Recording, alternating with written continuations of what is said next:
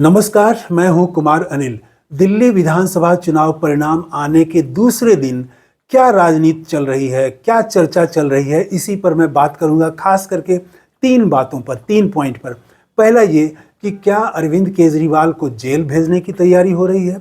दूसरा ये कि क्या अरविंद केजरीवाल की पार्टी अब बिखर जाएगी, और इसी से जुड़ा हुआ है कि क्या तब कांग्रेस के लिए बड़ा मौका है और वो कांग्रेस जो है वो इस मौके को भुना सकती है। और अंत में ये बात करेंगे कि अंग्रेजी के पत्रकार, कुछ बड़े पत्रकार जो संपादक रह चुके हैं और बड़े कलमनिस्ट हैं, तो वो लोग क्यों राहुल गांधी के खिलाफ हैं। आपकी हार हुई है, केजरीवाल की हार हुई है, लेकिन वो कांग्रेस को दोषी ठहरा रहे हैं कि कांग्रेस की सबसे बड़ी हार है, ये कह रहे हैं। तो इन्हीं बिंदुओं पर मैं बात करूंगा। आइए सबसे पहले बात करते हैं कि क्या अरविंद केजरीवाल को जेल भेजने की तैयारी है। ये मैं इसलिए कह रहा हूं कि प्रधानमंत्री नरेंद्र मोदी ने दिल्ली चुनाव परिणाम आने के बाद जो संबोधित किया कार्यकर्ताओं, नेताओं को, उन्होंने अपने भाषण में ये बात की चर्चा की, पहले भी वो कर चुके हैं, कि सीएजी की रिपोर्ट जो है उसको विधानसभा के पहले सत्र में ही लाया जाएगा। मैं देख रहा था कि कई जगह, इंडियन एक्सप्रेस की खबर में, कुछ और जगह भी मैं देख रहा था कि संभव है कि ये कैबिनेट की पहली मीटिंग में ही ये फैसला हो जाए। तो सीएजी की रिपोर्ट, जिसमें कि कहा जा रहा है कि बहुत उसमें धांधली है, घोटाले की बात उसमें नज़र आ रही है, तो उन घोटालों को और वो जो गड़बड़ी हुई है, भ्रष्टाचार का कुछ मामला सामने आएगा। तो क्या अरविंद केजरीवाल को जेल भेजने की तैयारी चल रही है। ये इसीलिए ये सवाल उठता है कि भारतीय जनता पार्टी का निशाना दिल्ली में तो वो जीत गई है, लेकिन वो नहीं चाहेगी कि आप जो है वो पंजाब में भी स्थिर सरकार बनी रहे। तो पंजाब में आपकी सरकार है और वहाँ भी संकट के बादल आ सकते हैं, और हो सकता है कि पंजाब की इकाई अलग हो जाए। कैसे अरविंद केजरीवाल संभालेंगे, ये बहुत बड़ी बात है, उनके सामने बड़ी चुनौती है। दूसरा मैं जो कह रहा था कि क्या अरविंद केजरीवाल की पार्टी बिखर जाएगी, ये मैं इसलिए कह रहा था कि आप तेलंगाना का चुनाव देखिए। वहाँ चुनाव जो परिणाम आया, तो कांग्रेस के और बीआरएस के वोट प्रतिशत में बहुत कम का अंतर था और बहुमत मिल गया। जो वोट गिनने का तरीका है, तो जिसको ज़्यादा 51 वोट मिलेगा तो वो जीत गया। तो ज़्यादा सीटें कांग्रेस को मिली, सरकार बन गई और वोट का अंतर कम था। लेकिन बीआरएस उसके बाद से एकदम जो है लगता है कि वो है ही नहीं, उसका राजनीतिक अस्तित्व जो है वो दिखाई नहीं पड़ रहा है। कहीं वो राजनीति में हस्तक्षेप करती हुई, कोई नया नैरेटिव गढ़ती हुई और नया विपक्ष के रूप में एकदम खड़ी होती हुई दिखाई नहीं पड़ रही है। तो इसी से ये सवाल उठता है कि क्या अरविंद केजरीवाल की पार्टी भी बीआरएस की तरह संकट में फंस जाएगी और बिखराव आ जाएगा। तब इसी से जुड़ी हुई बात है कि बिखराव हो या ना हो, लेकिन सत्ता में नहीं रहने का नुकसान तो होगा।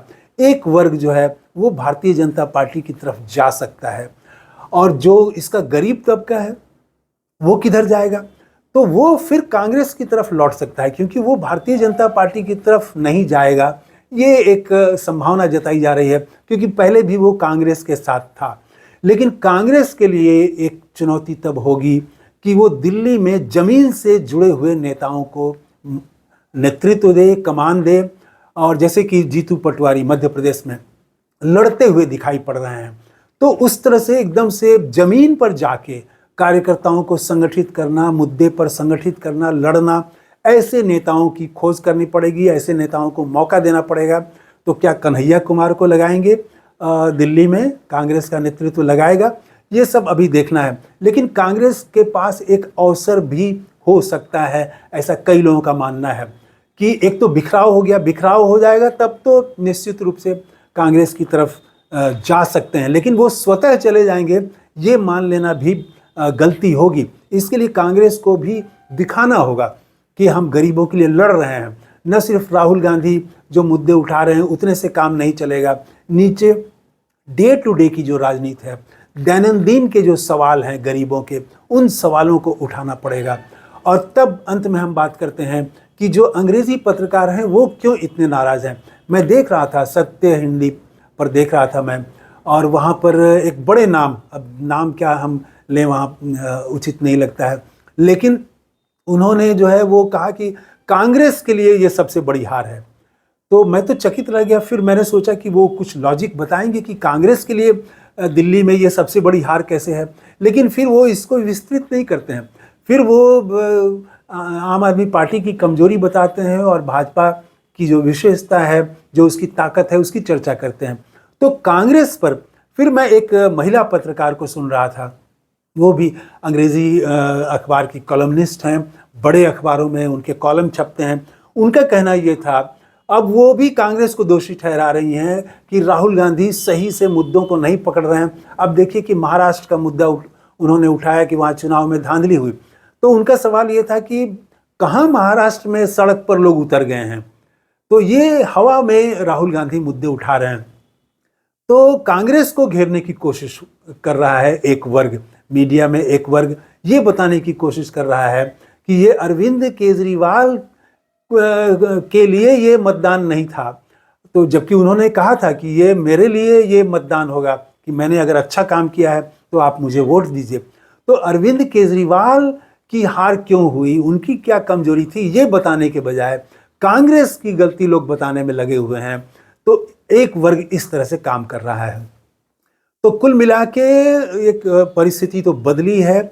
आम आदमी पार्टी के सामने, अरविंद केजरीवाल के सामने पार्टी को बचाना बहुत बड़ी चुनौती है, और कांग्रेस के लिए एक अवसर है कि वो दिल्ली में जमीन से जुड़े हुए किसी नेता को सामने करके वो फिर से एक सही विपक्ष के रूप में वो सामने आए।